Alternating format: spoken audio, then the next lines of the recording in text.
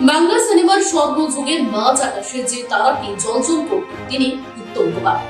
উত্তম কুমার যিনি কিনা একটি সিনেমা বানানোর জন্য পারিশ্রমিক নিতেন 4 থেকে 5 লক্ষ টাকা।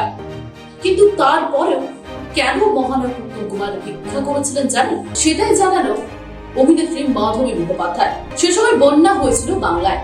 তার মানুষজনের আর্তনাদ থেকে কান্না সবকিছু যেন শুনতে পেতেন উত্তম কুমার, কিন্তু সেগুলি তিনি মোটেও সহ্য করতে পারতেন না।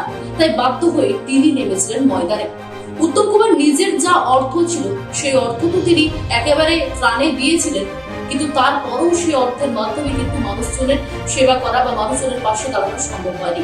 তাই তার সহকর্মীদের দিয়ে টালিগঞ্জের রাস্তায় রাস্তায় তিনি ভিক্ষা করেছিলেন, এমনটাই জানিয়েছেন মাধবী মুখোপাধ্যায়। মাধবী মুখোপাধ্যায় সে সাক্ষাৎকারে বলেছেন যে সকলে মহানায়ককে চেনেন, কিন্তু আমি মানুষ উত্তম কুমারকে চিনতাম।